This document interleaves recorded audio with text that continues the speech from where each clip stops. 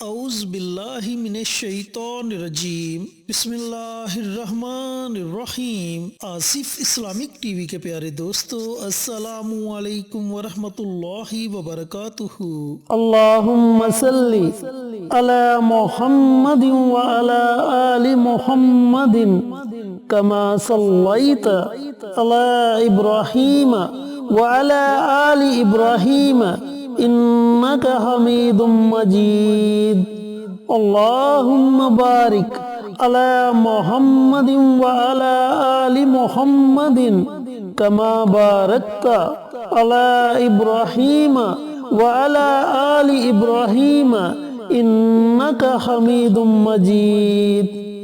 میرے دوستو، میرے بھائیوں، میری بہنوں، آج میں آپ کے ساتھ 4 بہترین دعائیں شیئر کروں گا، جو دعائیں میرے اور آپ کے پیارے آقا سرور کائنات حضرت محمد مصطفیٰ صلی اللہ علیہ وآلہ وسلم نے ہمیں بتلائی۔ دوستو، اگر آپ ان دعاؤں کو اپنی زندگی کا معمول بنا لیتے ہیں تو انشاءاللہ آپ کے گھر سے ہر طرح کی پریشانی ختم ہو جائے گی۔ اگر اولاد کی وجہ سے پریشان ہیں، رزق کی وجہ سے پریشان ہیں، بچے یا بچیوں کے رشتے کی وجہ سے پریشان ہیں، یا اس کے علاوہ آپ کی اور بھی کسی قسم کی کوئی پریشانی ہے تو انشاءاللہ وہ ختم ہو جائے گی اور گھر میں امن و سکون ہوگا۔ اللہ رب العزت کی رحمت آپ پر موسلادھار بارش کی طرح برسے گی انشاءاللہ۔ چینل پر نئے آنے والے دوستوں سے گزارش ہے کہ چینل کو سبسکرائب کر کے ساتھ گھنٹی کے بٹن کو دبا کر آل نوٹیفیکیشن پر کلک کر دیں تاکہ میری ہر نئی آنے والی ویڈیوز کی اپڈیٹ آپ تک بروقت پہنچتی رہے۔ جزاک اللہ۔ میرے دوستوں، میرے بھائیوں، میری بہنوں، ان دعاؤں کو آپ پورے دن میں چلتے پھرتے اٹھتے بیٹھتے جب آپ کا جی چاہے آپ ان دعاؤں کو پڑھ سکتے ہیں۔ اگر آپ ان دعاؤں کو وقفے کے ساتھ پڑھنا چاہیں تو وقفے کے ساتھ بھی ان دعاؤں کو پڑھ سکتے ہیں۔ تو دوستو، بھائیوں اور بہنوں، سب سے پہلی دعا ہے استغفر اللہ۔ صحیح بخاری کی حدیث مبارکہ ہے کہ نبی کریم صلی اللہ علیہ وآلہ وسلم ایک دن میں 70 سے 100 مرتبہ استغفار کرتے۔ دوستو، یہ استغفار کا عمل اللہ رب العزت کو اتنا زیادہ پسند ہے۔ اللہ تعالیٰ فرماتا ہے کہ اے میرے بندے، اگر تو اپنے گناہوں سے زمین اور آسمان کے خلا کو بھر دے، پھر تو میرے در پر آ کر مجھ سے معافی مانگے، سچے دل سے توبہ استغفار کرے، لیکن شرط یہ ہے کہ میرے ساتھ کسی کو شریک نہ ٹھہرائے تو میں تیرے تمام گناہوں کو معاف کر دوں گا۔ یہ عمل اللہ رب العزت کو اتنا پسند ہے۔ جب بندہ توبہ استغفار کرتا ہے تو اللہ تعالیٰ فرشتوں کی محفل میں اس کا ذکر کرتا ہے اور فرشتوں سے کہتا ہے کہ اے فرشتوں، دیکھو میرے اس بندے نے مجھ سے صلح کر لی، مجھ سے توبہ استغفار کر رہا ہے، حتیٰ کہ اس نے مجھے دیکھا نہیں، لیکن پھر بھی وہ جانتا ہے کہ اس کا کوئی رب ہے جو اسے معاف کرے گا، تو تم گواہ رہنا میں نے اپنے اس بندے کے تمام گناہوں کو معاف کر دیا۔ تو میرے دوستو، میرے بھائیوں، میری بہنوں، آپ نے روزانہ 100 مرتبہ استغفر اللہ، استغفر اللہ، استغفر اللہ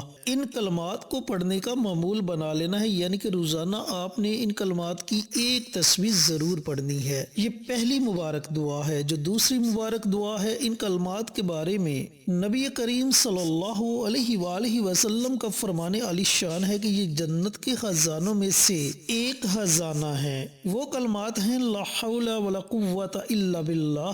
دوستو، یہ بھی بڑے مبارک کلمات ہیں۔ ان کلمات کو بھی آپ نے کم از کم 100 مرتبہ پڑھنے کا معمول بنا لینا ہے۔ میرے دوستو، میرے بھائیوں، میری بہنوں، جو تیسری دعا ہے، یہ بھی بڑے مبارک کلمات ہیں۔ جب حضرت ابراہیم علیہ السلام کو آگ میں پھینکا جا رہا تھا تو حضرت ابراہیم علیہ السلام نے ان کلمات کو پڑھا، حسبنا اللہ و نعم الوکیل، حسبنا اللہ و نعم الوکیل۔ تو اللہ رب العزت نے آگ کو حکم دیا کہ ٹھنڈی ہو جا، گلے گلزار بن جا، تو آگ حضرت ابراہیم علیہ السلام پر ٹھنڈی ہو گئی۔ یہ اتنے مبارک کلمات ہیں۔ تو میرے دوستوں، میرے بھائیوں، میری بہنوں، یہ تیسری دعا ہے جسے آپ نے پڑھنا ہے۔ اس دعا کو بھی آپ نے کم از کم 100 مرتبہ پڑھنے کا معمول بنا لینا ہے۔ میرے دوستوں، میرے بھائیوں، میری بہنوں، جو چوتھی دعا ہے، یہ بھی بڑے مبارک کلمات ہیں۔ نبی کریم صلی اللہ علیہ وآلہ وسلم کو جب بھی کوئی مشکل معاملہ پیش آتا تو آپ ان کلمات کو کثرت کے ساتھ پڑھتے،